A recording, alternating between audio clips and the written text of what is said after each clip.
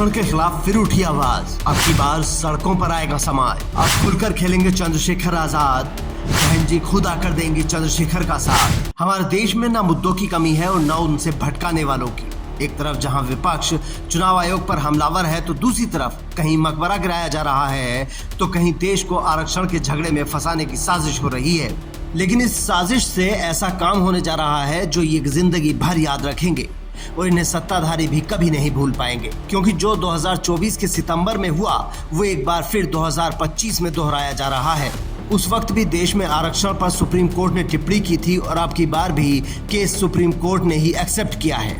दरअसल supreme court ने दो लोगों की ऐसी याचिका को सुनने की हामी भरी है जिससे पूरा दलित समाज उबल सकता है और ओबीसी भी सड़कों पर आ सकता है। क्योंकि याद कीजिए चंद्रशेखर आजाद ने अपनी दिल्ली की रैली में क्या कहा था।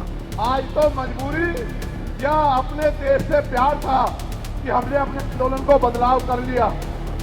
अगली बार अधिवेशन तो होगा इंदौर में, लेकिन जब तो इस बार एक और बड़ा आंदोलन रामलीला मैदान में, और रामलीला मैदान से अपनी ही पार्लियामेंट का घेराव करके अपनी मांगों को उठाने के लिए हम लोग करेंगे। बताओ मदद करोगे नहीं करोगे? लेकिन इसमें दलितों के लिए एक अच्छी खबर छुपी है, वो भी बताएंगे, लेकिन उससे पहले आसान शब्दों में समझ लीजिए कि मामला क्या है। उत्तर प्रदेश के प्रतापगढ़ के रहने वाले रमाशंकर प्रजापति और यमुना प्रसाद ने सुप्रीम कोर्ट में SC, ST और OBC आरक्षण को लेकर एक याचिका दाखिल की है, जिसे सुनने के लिए सुप्रीम कोर्ट तैयार हो गया है।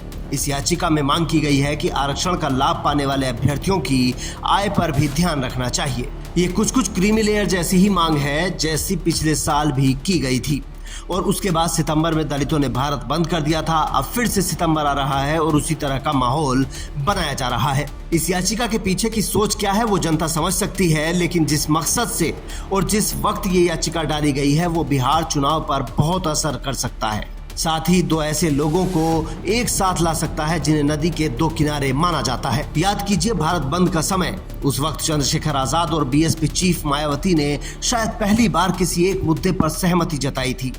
तो क्या ये याचिका चंद्रशेखर आजाद और मायावती को साथ ला सकती है? इस सवाल का जवाब तो भविष्य में छिपा है, लेकिन अभी सोचिए अगर ऐसा हो जाता है तो क्या होगा।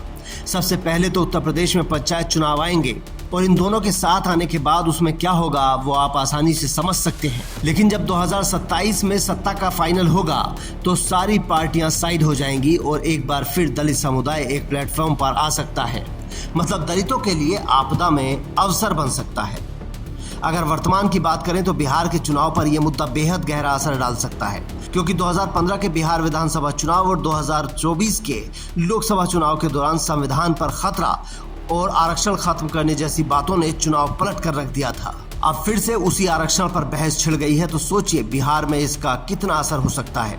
क्योंकि तेजस्वी यादव जिस पिच पर खेलना चाह रहे थे अब उन्हें उस पिच के साथ साथ फुल टॉस भी मिल गई है, जिसे वो चंद्रशेखर आजाद को साथ लेकर फुल कैश कर सकते हैं और छक्का मार सकते हैं। बीजेपी के सामने अब ये चुनौती है कि चुनाव को संविधान की लड़ाई और आरक्षण बचाने की मुहिम में ना बदलने दे, वरना कुछ भी हो सकता है। Bureau report, Indian news.